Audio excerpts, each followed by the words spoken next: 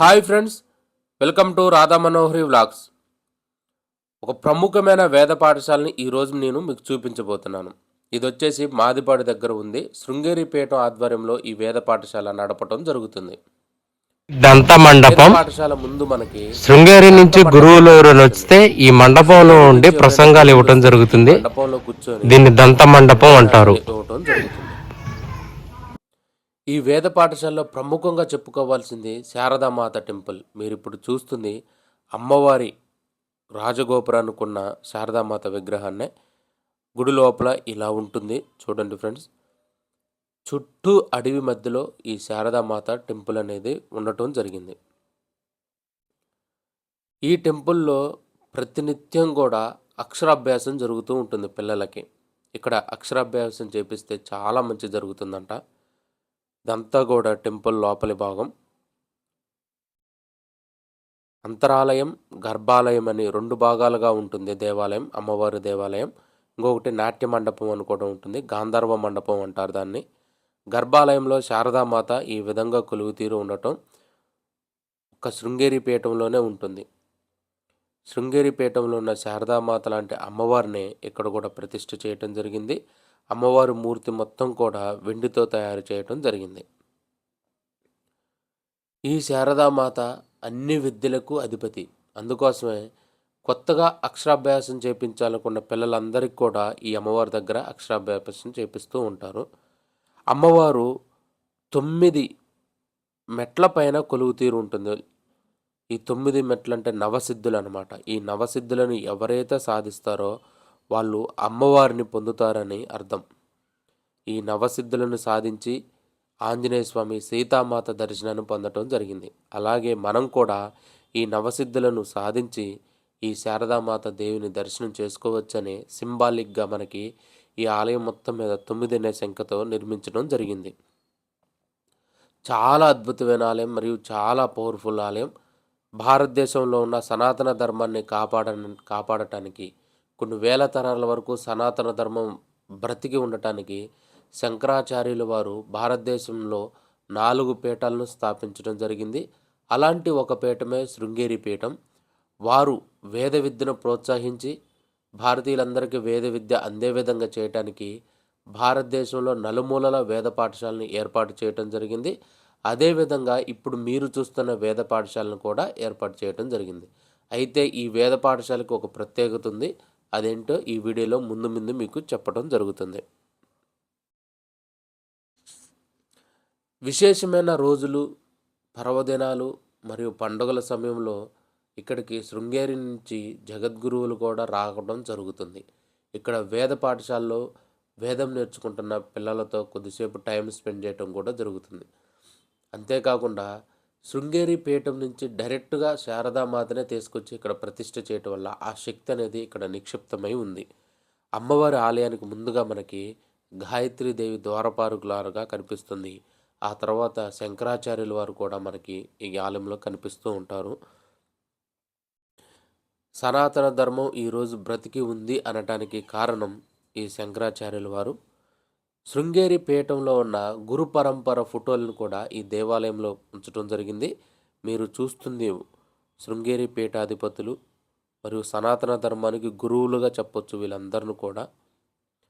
ఆలయం ఇలా ఉంటుంది.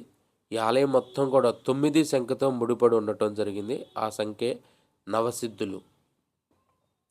ఇక్కడ చూడండి అక్షరాభ్యాసం చేసుకుంటున్నారు తల్లిదండ్రులు.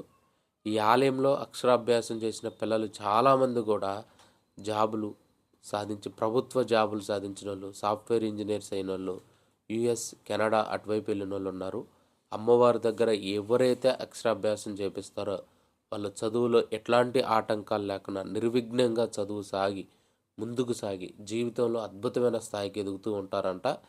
ఈ మాదిపాడు, గుంటూరు, నల్గొండ ఈ 3 జిల్లాల ప్రజలు కూడా అక్షరాభ్యాసం అనేది ఇక్కడే చేయించడం జరుగుతుంది. అంత పవర్ఫుల్ టెంపుల్ ఇది. ఇప్పుడు చూడండి, ఇది ఆలయం మొత్తం వ్యూ ఇలా ఉంటుంది. ఆలయం మీకు ఆలయం బ్యాక్ సైడ్ కూడా చూపిస్తాను. ఆలయం బ్యాక్ సైడు నవదుర్గలు మనకు కనిపిస్తారు. దశమహావిద్య దేవతలు కూడా మనకు కనిపించడం జరుగుతుంది.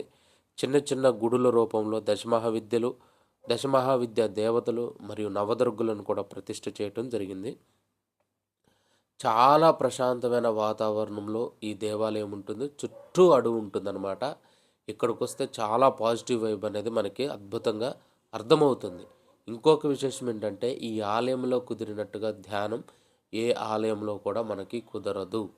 ఎందుకంటే ఇక్కడ కృష్ణానది ఉత్తరవాహినిగా ప్రవహిస్తూ ఉంటుంది. చుట్టూ ఫారెస్టు. ఎందరో మహానుభావులు, ఋషులు ఈ ఆలయం ఉన్న పరిసర ప్రాంతాల్లో తపస్సు చేయటం జరిగింది. అందుకోసమే శృంగేరి పీఠం వారు కావాలనే ఇక్కడ దేవాలయాన్ని నిర్మించడం జరిగింది. కొన్ని వేల సంవత్సరాల నుంచి ఈ ప్రాంతంలో వేదాభ్యాసం జరుగుతుందంట, విద్యాదానం జరుగుతుందంట. భరద్వాజ మహర్షి వారు ఇక్కడ కృష్ణానది ఉత్తరవాహినిగా, అంటే కాశీలో గంగమ్మ ఎలా అయితే వెళ్తుందో ఆ విధంగా ఈ స్థలంలో వెళ్ళటం చేత ఇక్కడ ఆశ్రమాన్ని ఏర్పాటు చేసుకొని తపస్సు చేయటం జరిగింది. ఎంతోమందికి విద్యాదానం చేయటం కూడా జరిగింది. కొన్ని వేల సంవత్సరాల నుంచి ఇక్కడ విద్యాదానం జరిగిందని గుర్తించిన శృంగేరి పీఠం వారు ఇక్కడ ఈ వేద పాఠశాలని ఏర్పాటు చేసి మనందరికి కూడా వేద విద్య అందుబాటులోకి వచ్చేటట్టు చేయటం జరిగింది. వేద పాఠశాలలో కొలువు తీరున్న శారదామాత దేవాలయాన్ని మీకు చూపించగలిగాను, కానీ వేద పాఠశాలను చూపించలేకపోయాను. దానికి కారణం ఏంటంటే, పిల్లలు చదువుతున్నారనే ఉద్దేశంతో వాళ్ళకి ఎటువంటి ఇబ్బంది కలగకుండా, కొత్త వాళ్ళు వచ్చి వాళ్ళని డిస్టర్బ్ చేయకుండా ఉండటానికి మనకి వేద పాఠశాలలోకి సెక్యూరిటీ గార్డులు అనుమతి ఇవ్వలేదు. పర్మిషన్ తీసుకోవడానికి ఎంత ప్రయత్నం చేసినా కానీ మనకి పర్మిషన్ రావలేదు. ఆ వేద పాఠశాల చాలా అద్భుతంగా ఉంటుంది. ఫోన్ లేకుండా వెళ్ళైతే చూడవచ్చు. ఇక్కడ కృష్ణానది ఉత్తరవాహినిగా ప్రవహిస్తూ ఉంటుంది. అందుకోసం ఎందరో మునులు, ఋషులు ఈ స్థలంలో, ఈ ప్రాంతంలో తపస్సు చేయటం జరిగింది. ఇప్పుడు మనం ఈ శారదామాత దేవాలయం చుట్టుపక్కల కొన్ని వందల వేల సంవత్సరాల నాటి శివలింగాకారాలు మరియు శివ టెంపుల్స్ కూడా ఉన్నాయి. అవి కూడా మీకు ఒక్కొక్కటి చూపిస్తాను. ఈ వేద పాఠశాలకు ఆపోజిట్లోని మనకు బుగ్గమాధారం అని ఉంటుంది ఏటవతల. అక్కడ శ్రీరామచంద్రమూర్తి, సీతమ్మ తల్లి, లక్ష్మణ ప్రభువు గారు నివసించి కొంతకాలం వనవాస కాలంలో కొంతకాలం అక్కడ టైం స్పెండ్ చేసిన ప్రదేశం కూడా ఉంది. అది కూడా మీకు చూపిస్తాను.